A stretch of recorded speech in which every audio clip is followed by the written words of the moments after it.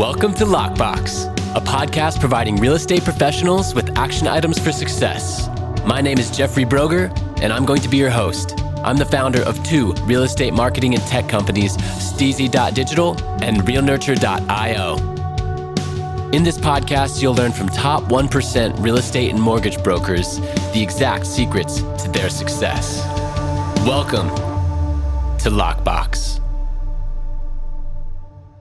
Welcome to the Lockbox podcast. My name is Jeff Brogger, and with me today is one of my favorite clients, Jason Lee. Thanks for being with us, Jason. Yeah, thanks for having me, Jeff. I appreciate it.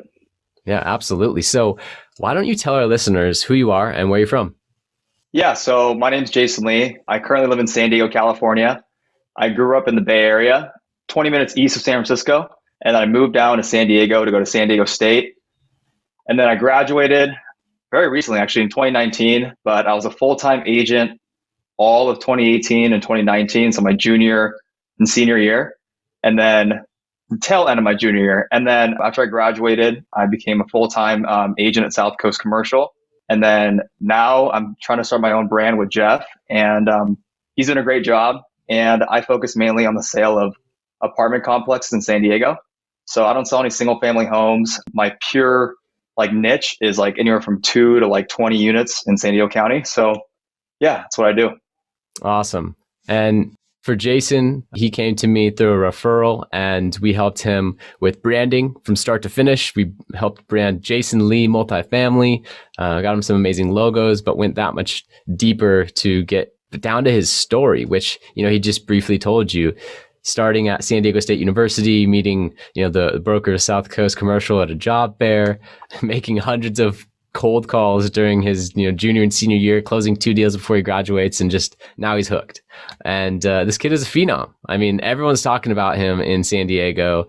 Even other investors that I know, where I've said, "Hey, Jason Lee," and they're like, "Everyone's talking about that kid." So honestly, man, you're doing great, and really excited to be working with you on the lead generation aspect as well. It's we're just kicking things off, but I'm really excited to go on this journey with you. So, we found out what got you into the real estate industry, just to set the expectations of, where you're at right now, even so early in your career. How many transactions did you do last year, or I guess volume? Yeah, so last year I sold 27 transactions, represented about 40 clients, and it was a total of right around almost $50 million worth of real estate. So right around there. Amazing. Yeah. Many agents strive for years and years and years and don't hit that mark. So it's amazing that you're already there. What advice would you give to another agent or broker who might be at 20 million or 30 million, and they really want to break through to that next level? And more importantly, what advice should they ignore? Oh, that's a great question. I think the number one thing that's helped me is mindset. It's very easy to get sidetracked on what every other agent is doing in the industry because there's so many of them, right? You see an agent getting a listing here, you see him closing a deal here. You kind of get that anxiety that you got to keep up. But if you just focus on yourself and realize that your biggest enemy is yourself in the mirror, anyone will do really well. You just got to focus on coming in every single day, putting in the time, doing your tasks, staying focused, and your career will skyrocket. Even if you're just starting, if you just hammer out a year of working, 50, 60 hours a week, coming in the office every single day, meeting new people, putting yourself out there, anyone can do well. I don't have any special talent. I'm a very average guy who just works hard. So I think if anyone just puts in the time, this industry is amazing because anyone who works hard can do well. I'm not a natural born salesperson. I'm not a natural born marketer. I'm just someone who's learned it and applied the skills and had a really good mentor, which is also very important. So I'd say mentorship, going under a really good senior broker under a good team is very important when you're first starting to learn how to sell, how to put a deal together, how to learn the contract. And then from there, kind of taking that next step and branching off into your own thing, trying to create your own team, trying to recruit more people, honing on your craft. And then to answer your second question on what advice you should ignore, I would say don't focus on your competition. Like I said, a lot of people who I try to get advice from said, look at your competition and see what they're doing. Worry about what deals they're looking at, who they're talking to. I would just say stay in your lane and spend time on the phone, spend time on social media, DM people, call people, text people, focus on your marketing, and just keep just hammering away and chipping away every single day. And no matter who you are, you'll do really well. That's inspiring. It kind of gives everyone permission to go crush it in real estate. And you're so right. I mean, hard work gets you so far, and real estate really is a contact sport. So, despite all of the new technology, the whole point of a lot of it is to just tee up the conversation, then you got to take it from there. So I'm curious, to go one level deeper, what is the single most important action that you take on a daily basis, which you attribute most to your success? Yeah. So everyone talks about the 80-20 rule, right? 20% of your efforts create 80% of your business or your rewards. Yep. I'd say that 20% for me is time spent on the phones. I think the fact that I came in and consistently, no matter how many deals I had, I always spent 4 to 5 hours a day on the phones prospecting for new clients. I think that's really propelled my business because no matter how busy I am, I always took time out of like my day and my week to make sure to keep prospecting, because I work with about 25 agents in my office that are on other teams. And one big mistake I've seen is that when they have a lot of escrows going, a lot of listings going, they kind of stop prospecting and kind of get a little more laid back. But if you just keep like prospecting every single day consistently, even if you have 10 listings and 20 escrows, you'll do really well. That's such a great tip. And that conquers the entrepreneurial roller coaster, where you make a couple sales or you have a bunch of deals that are almost about to close in the pipeline, and you let off the gas because not only are you worrying about those deals closing, but also it's like, I got a couple big checks coming, right? So easy to do. I've done it in the past as a sales representative. I've done both of the things you just described, where I kind of sat on my laurels and let all the momentum die. And then, all of a sudden you fast forward another month or two, I have no deals in the pipeline. I have to essentially start from scratch again, building up all that momentum. And then I've done it the other way, which you just mentioned, constant prospecting. And I can say the latter is far better. So for all of you out there, make sure to constantly prospect. And one of the reasons why you decided to work with STEEZY.Digital, my agency, was to offload a little bit of that. And so it's not only outbound marketing, but you're also creating some inbound lead opportunities. Isn't that right? Exactly. Yeah. I think having a mix of inbound and outbound marketing is key. I think I focused mainly on outbound in the beginning. But now that I have some capital to work with, putting that to work with STEEZY.Digital, sending like postcard campaigns has been huge. So yeah, 100%. It's good to have a mix of both. Yeah, I love that. And what is your percentage of referral business to new business? I mean, I know that you're still early in your career, but do you have any systems in place? And with commercial, you could deal with the same investor for 10 different deals, and that's not uncommon at all. So, do you have any systems in place that are increasing the amount of referrals that you're getting or repeat business? Yeah, so a good amount of repeat business from certain clients, some key clients who are constantly moving and shaking, doing 1031 exchanges, always buying, always selling, right? So yeah, I've had a few of those clients who I've done really well with. I make sure to follow up with a previous client every quarter just to see how they're doing. And that's worked really well. But yeah, a lot of it has been new business. I'd say it's about like 70-30, like 70% new business, 30% repeat business, like each year. I've been in it for about 3.5 years, 4 years now. So it's still early to get a lot of referral business, but yeah, it's constantly been increasing as I've spent more time in the business. And your action for that would be making sure to at least have one touch per quarter with your past clients that have actually, bought, sold, or referred a real estate deal to you. Is that right?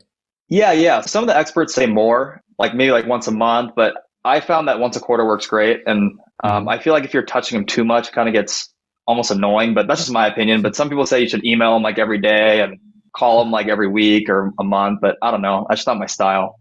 I'm not as aggressive. You're still running deals by them if they're in your investor network, right? Yeah, so exactly. This is not inclusive of that. Like this is more of a personal touch. Hey, how you doing? How's the family? Is that right? Yeah, exactly. Yeah, it's I think a call is the most personal touch you can do. So if you're just sending digital stuff like text and emails, it doesn't mean much. But when you actually call them and kind of see what they're looking for and what their next goal is in real estate, it kind of helps spark some more conversations. And I've had calls where, I call my past client and say, oh, well, I have my friend who's looking to buy, or I have my friend who's looking to sell. And you can kind of tap into their network if you actually make a person-to-person connection, each quarter. So that's been huge for me. Amazing. I love that. So Tesla reinvented the car buying experience.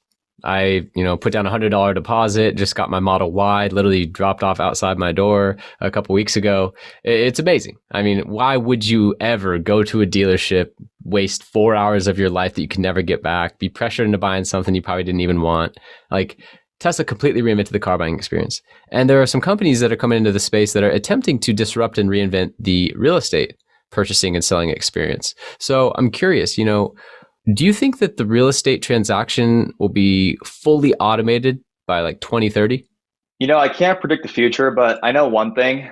I think because with buying a car, it's a lot different because there's such less contracts involved. But with so many disclosures and contracts and counteroffers and so many different things involved and all the negotiations you need to do for a multi-million-dollar property, I can't see it happening in 10 years, maybe in like 50 years. I don't know where technology will be, but Right. I just see it being very hard to replace the human touch in real estate because that's the most important thing that drives successful deals. I can't really imagine a robot handling every transaction, every listing, and having it work seamlessly.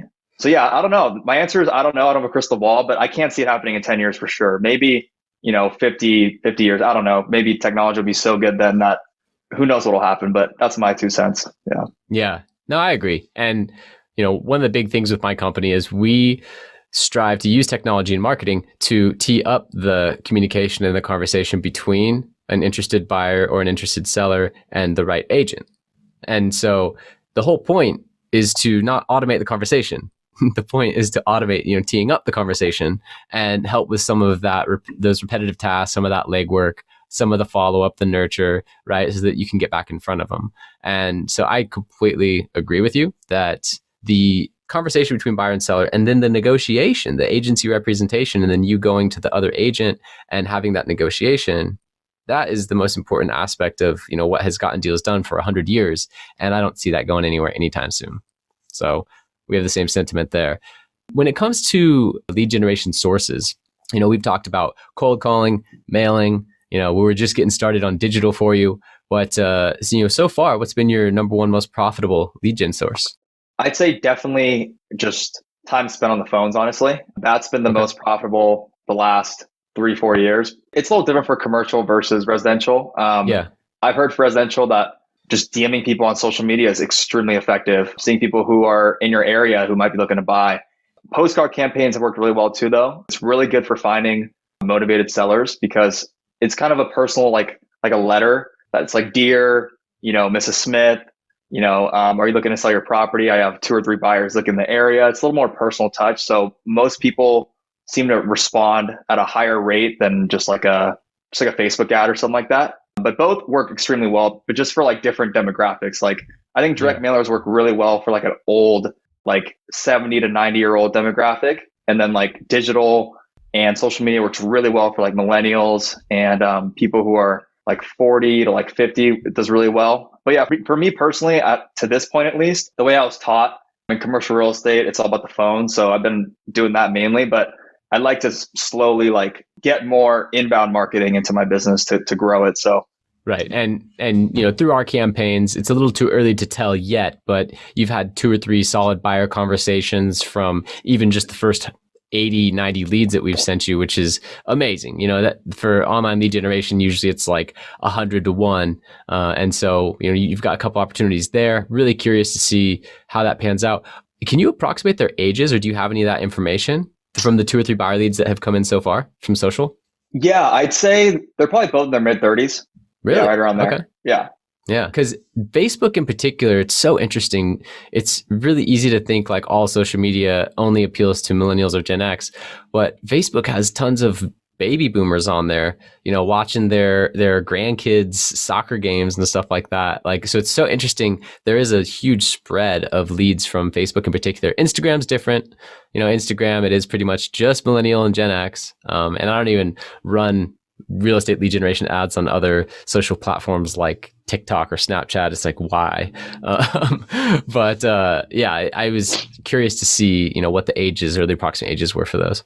So right now, you're helping multifamily you're helping to transact multifamily properties. And so do you leverage digital marketing at all to gain exposure to your listings? Once you get that locked down and maybe you do a flip and you're ready to sell it, how are you marketing those listings? So we subscribe to a national commercial real estate platform called CoStar and LoopNet, and they cost a lot of money, but it gives us access to market the listing to everyone in the United States. I think even international too with certain plans. So that's been huge to market listings. Of course, the MLS, but that's standard. I would like to start, having an edge over other agents in my industry because a lot of people in the commercial real estate industry are very archaic. Like digital marketing is so far away from what they're used to. So I think adding that social media marketing or marketing on Google for listings would be huge because it just gives you a chance to get more eyes on your listing to investors. So yeah, I definitely think it's going to be more and more involved in the future for sure in any real estate industry. Cool. Yeah, we could talk about that. I mean, the price points of these properties justify a similar quality of video and marketing to a luxury residential listing, right? When there's a luxury residential listing that's $3 million, typically the broker has no problem spending $1,500 for a cinematic quality drone footage and in and out video of the property. And then I'll run an ad campaign to it to get it out 20,000, 100,000 views to the right types of people. And not only does that help with your client who you're listing it for, you say, hey, look at all this traffic we're generating. We've already gotten multiple offers. But that helps in future listing appointments saying, look how we market our listings. Look how different we are. So we could totally talk about that. And I think it makes complete sense for commercial. No, I 100% agree. I think the marketing is very far behind in the commercial real estate space compared to luxury residential, right? And yeah, definitely there's enough capital to be spent from those larger commissions in commercial real estate deals that should be used towards marketing for the clients. So yeah, definitely. I agree. Awesome. What do you do for your clients that nobody else in the industry does that you know of? Is there anything unique, a little golden nugget that you offer, or a type of relationship building tactic that you use? I can't speak for anyone else, but I think whenever I get a listing, it's my fiduciary obligation to do everything I can for that client to make sure they get the highest price possible. So I make sure to do every single thing I can do in order to get as many eyes as possible on that listing. So I'll put on all the internet platforms that I subscribe to, but I'll also, cold call every single owner in that zip code and tell them, hey, your neighbor's property is for sale on the street. Are you looking to buy it? Because that kind of creates some synergy in that zip code and people start talking about it. So that's one thing a lot of agents have realized don't want to do is calling the neighbors and the neighboring zip code. I make sure to send postcard campaigns to everyone in San Diego County that there's a new listing that's, if it's 10 miles away from them, from where they own a property, 5 to 10 miles, I usually send it to that area. So if I have a property listed in central San Diego, I'll send it to like North Park, Normal Heights, City Heights, all that metro location to make sure that everyone in that area knows that there's a property for sale. So I think I really focus really hard on getting as many eyes as possible on a listing whenever I get a listing, because it's a huge honor to get that from a client because they're trusting you with their biggest investment probably in their life. So I just make sure I do every single thing I can to service them in the best way. And then when they do, and then if I do a good job, they always end up coming back to me. So whenever you take care of the client, which is the philosophy I've had, it's just snowballed from there. So it's important to, be like a really tough prospector, always finding new like relationships or trying to, but I think it's more important to like take care of the ones you already have and make sure that you're going the extra mile to make sure you're always searching for properties for them. You're always finding the best buyer. You're always trying to advise them on the next like news event or current events coming up. That's what I try to do as well, is I always try to keep them updated on interest rates, on any new news that might have came up, any new government laws in California and the US. So the whole 9 yards. So I don't know. So maybe other agents do that too, but yeah, I guess that's what kind of separates me, is I just go the extra mile and put my client's interests above my own. Right. Which is where fiduciary responsibility comes in. The thing that caught my attention the most is you doing a mail drop for a listing. So not just to promote yourself or, the motivated seller one, going after new listings, but you let everyone know in those areas that you have a new listing that is for sale to get more eyeballs on it. Very interesting. Have you had not only callers to buy, but have you actually generated other listings from that strategy? 100%. Yeah, totally.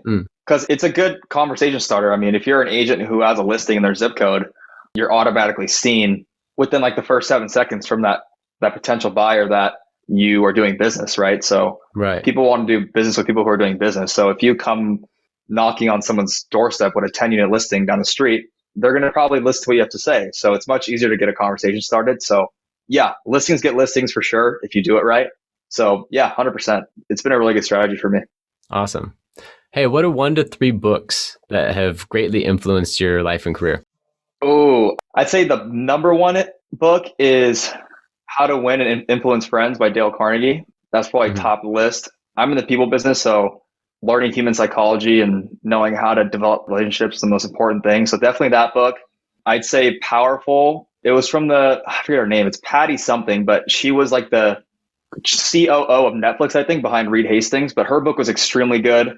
I just read that book, and it's all about company culture and how to build a good team, how to take care of your people. So that was a huge one that changed my way of thinking. And then a third book I'd say was probably The 4-Hour Workweek by Tim Ferriss. Huge. I mean, that's a classic, right? But that definitely changed my mind and how I think about life. So that was a huge one for me as well. Absolutely. No, I've read 2 out of those 3 multiple times. I've read How to Win Friends and Influence People and The 4-Hour Workweek. I have not read, was it Powerful? Yeah, Powerful. Yeah, if you just look up Powerful on Netflix, the book will come up. Yeah. Yeah, that'll be a good one. I appreciate you sharing that. Yeah. So from an outside perspective, listeners out there, they're like, man, this guy, he's in his early 20s, crushing it in commercial real estate, right? Fresh out of college, super successful. But I'm sure that there is more to the story. So how has a failure or an apparent failure set you up for later success? Do you have a favorite failure of yours? Favorite failure? I would probably say what's driven me the most is definitely seeing my parents' failure. So I'd say that I was a very troublesome kid. So I always would argue with my parents, but the number one thing is I'd always see them argue about money growing up. So I didn't want that for my family in the future. So I kind of took that and those experiences and put them into my own narrative and wanted to work hard to make sure that money would never be an issue for me in my life. I've seen my mom try to start a business an hour away from my house, try to open like a smoothie shop. It went out of business when I was in 5th grade. And then, so like she had a language barrier too. So she's native from South Korea. So she learned English very late in her life. So it's hard for her to communicate. So communication is key in business, right? Or if you want any kind of good job. So she didn't have that. So she didn't have the same opportunity that I could have in my future, going to college in a beautiful city like San Diego, having the best career I could ever ask for. So I'm extremely grateful where I'm at now, but I think what's gotten me here is the drive and the pain from seeing my parents struggle and me wanting to help them and, buy them a house, give them the life they always wanted, take them to vacations, buy them an investment property. So that's been the most influential drive that's taken me to this point in my life. Yeah, that's powerful. We share that, by the way. And my mom and my stepdad were always arguing about money. And my mom and dad had money issues, big reason why they split up. And I had that same feeling as a kid, like I never want this to be not a thing for me, especially, but I also want to take care of, my mom, my family, my sisters, and that kind of like put that on my back as a kid to like just go become so financially free that, my generation and future generations wouldn't have to worry about it. And, since then I've realized they're all grown adults, like they're doing fine. They made it this far. They could take care of themselves. So I've alleviated some of that pressure, but I remember us identifying that in your branding questionnaire and then the practices that we did after that like your true why, like your deeper why is, to retire your parents and then also to help others. Like you want to help as many people as possible with multifamily real estate investment. It's the most forgiving asset is one of the big things that you said. And it's so true. It's an amazing asset that not only cash flows you now, but builds in equity. And worst case, as long as you're not over leveraged, just hang on to it. Like it's such an amazing asset. So really cool why, and excited to help you grow your business. What is one of the most worthwhile investments that you've ever made? it can be non-monetary, but I'm really curious to see what that answer is for you. Yeah, that's a great question. I would say the best investment I've ever made is learning from my failures. I'd say a lot of people in their minds, in their narratives, they find that when they fail, that, it's over. Like they can't do this, they lose confidence, they can't do that. It's not for me. But I'd say the number one thing that's propelled me is failing forward. So every time I fail, every time I lose a listing, every time I lose a deal, every time I screw up a call, I've just taken the time to like really internalize it and think about it and write down what I could do better next time. And then next time it happens, I'm ready for it. So I'd say just like having the mindset to learn from failures and knowing that that's not like the end all be all, because, it's just like sports. Like if someone strikes out in baseball, that's a professional athlete, they're not going to never go up to bat again. I mean, he's going to go up, at the next inning and try again. So like, that's just how I internalize failure. And that's what's created some success for me so far. Still early, but my early success. Yeah. Yeah. Interesting.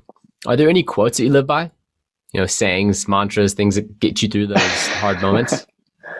Honestly, I'm not really a quote guy. I'll be honest. I couldn't give you one like inspirational quote, honestly, that comes to my head, but I've definitely read a good amount, but like none like sticks in my head where I'm like thinking about it. Yeah. None that you like say in the trenches when you just lost a listing and you're down. Nothing like that. No, I have not, but maybe I should. Maybe it'll help. Who knows? But yeah, it's interesting. What about you? There's this one, and it turns out that it doesn't actually even mean that thing. So it was a Latin quote, like ancient Latin or whatever. And it's called Cursum Perficio. And my Cutco Cutlery manager, my sales manager, when I was like 18 years old, he had it on his wall in Encinitas when we were like selling tons of Cutco knives and learning sales. And he told me that it meant stay the course, right? And so I then later looked it up, and that's not what it means. But it did get me through some times when I was like, just had a no sale or a no show, just drove across the county and they weren't even there. And, I'm so upset and whatever, and broke as a college kid trying to just make money. And then I would think, stay the course. Like, I have this opportunity. I, really know that I can do this. I'm a hard worker. I'm going to make it happen. And so despite that no-show, I would go door knock like around and try and make an appointment happen in that area and just say, hey, do you know Sally, the neighbor? Because I knew her name because I booked the appointment with her. And they'd be like, oh yeah, of course. And so that was my warm intro. And I would most times get an appointment out of that no-show rather than just sulking and driving away. I would make it happen. So that was a good one for me. Awesome. I love that one. Yeah. So do you have any unusual habits or absurd things that you love? Now, this is kind of a off the wall question. I'll give you an example. I have this sub pack. It's like a backpack that you wear. And you know how music can put you in state? It can like totally, get you fired up or make you cry. I use this sometimes in the mornings, but basically it's a part of my routine where I'll listen to some of my favorite songs and it wakes me up more than the strongest cup of coffee. It reenacts the feeling of a subwoofer, of the speaker, the bass aspect of a speaker, and you wear it like a backpack. So it's like you're at a concert or a show at the front row with a big sound system, except doesn't disturb your neighbors, So it's really cool and I love it. And that's kind of an absurd thing or habit that I had discovered and I just love to do. So is there anything like that for you? Before I answer that, what's that called? It's called the sub pack. The sub pack? And every time I say it on a podcast, every time I say it on a podcast, the other person's like, I want one. Yeah, it sounds cool. It sounds awesome. Yeah, you wear headphones for the mids and highs, for the vocals and all the instruments and the effects. And then the sub frequency goes to the backpack and it like shakes your body when the sub hits. It's really cool. Wow. I'd say an absurd habit I have. Oh man, what do I do that's weird? I would say that, so I meditate every morning and night. And I'd say a stupid, cheesy thing I do is like the last 5 minutes of my meditation, I always do affirmations in my head, like like you're going to win the day, you're going to do this, you're going to do that, you're going to, you're going to make this much money this year, you're going to help this many clients this year. I just like say like stuff in my head, like try to like affirm it in my head to where I put those affirmations to action.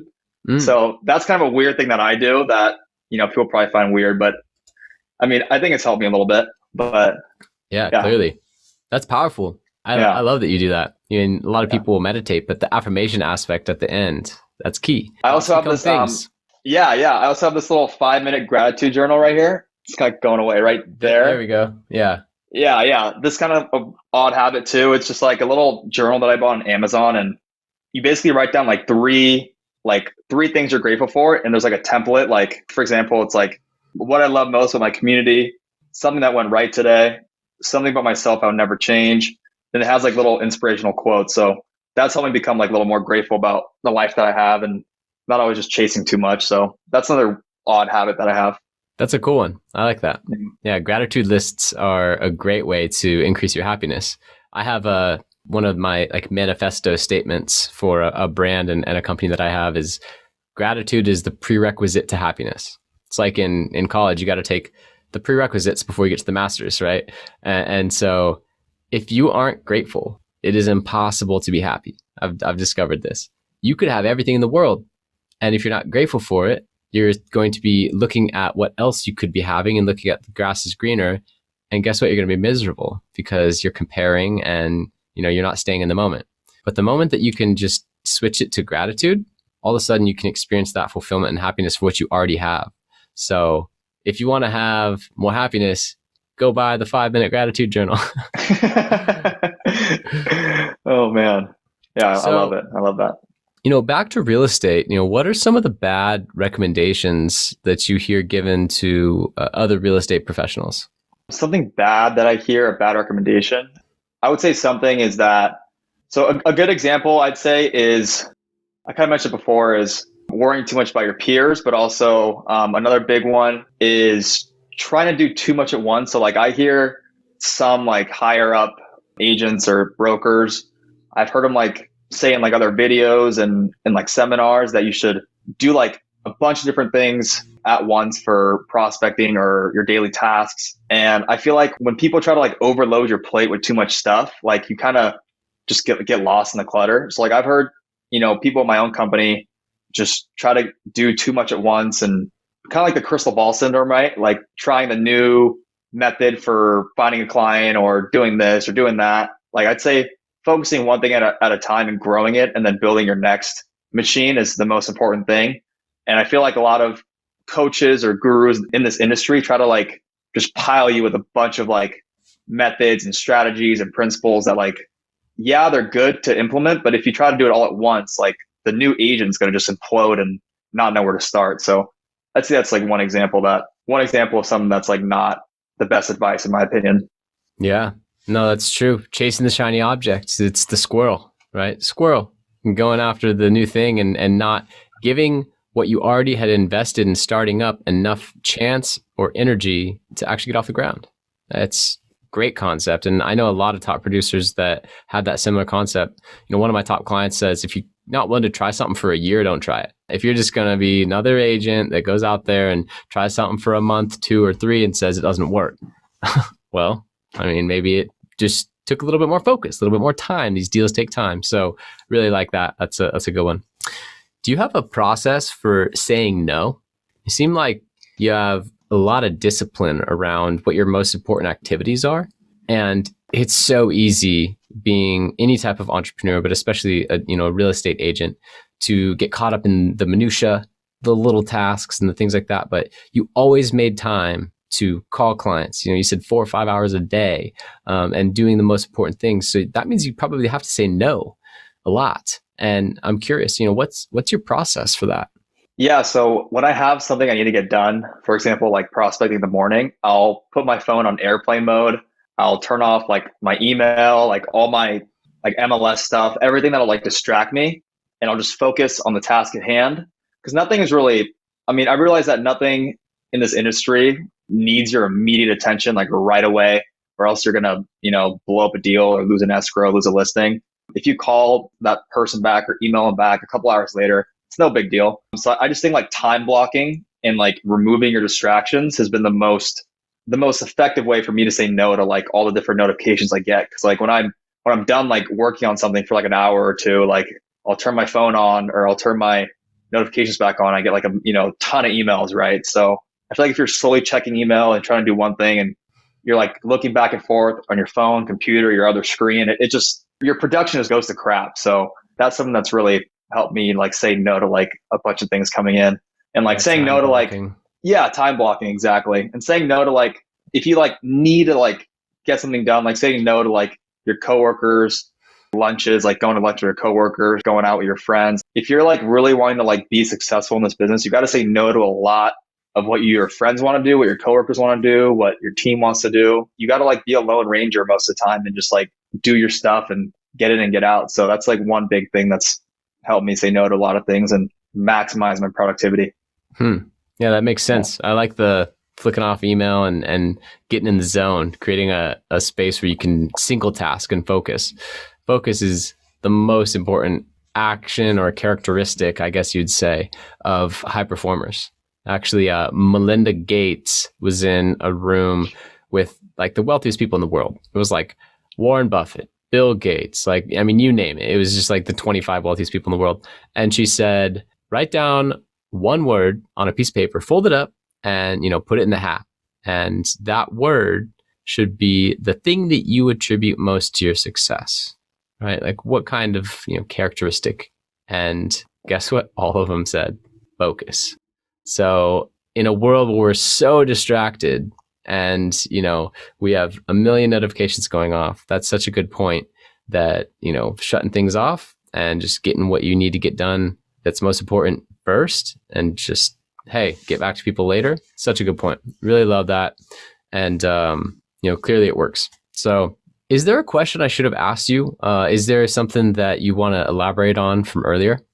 None that comes to mind. I mean, I think all the questions were great. To elaborate, I mean, I think whether you're a top producer or someone just getting started, the most important thing is having a good mentor, having a good support team, if possible, good coach, an accountability buddy, something to keep you accountable. And just having a really important why, like what is your why is the most important thing. Because if you don't have a why, then you're going to tell yourself, why should I work? So that's just been the most important thing that I want to say with this podcast episode. So yeah, I think that's really it. I love that. If you don't have a why, then you're going to ask, why should I work? That's great.